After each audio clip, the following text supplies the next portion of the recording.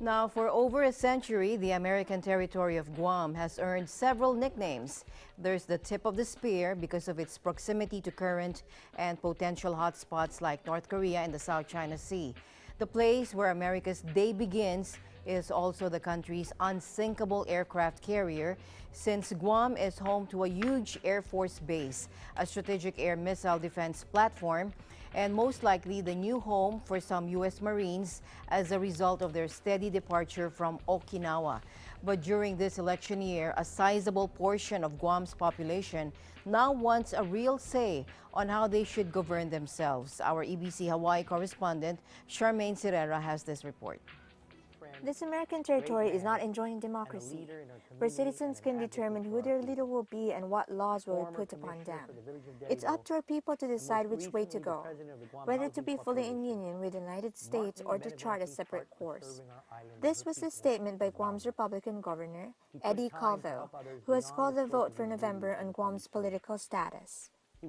A decolonization commission is set to report to Colville in July on whether to proceed with the referendum, which would give Guamanians three alternatives to their current status as a U.S. territory. That status, shared by Puerto Rico and the U.S. Virgin Islands, confers U.S. citizenship on people born in Guam but does not give them the right to vote in presidential elections or a voting representative in Congress. The three alternatives under consideration are as follows. First, statehood, which would give Guam all the rights and burdens of being a state, though a very small one, with a population less than one-third that of Wyoming. Second, free association with administrative power, like that in Palau and the Marshall Islands.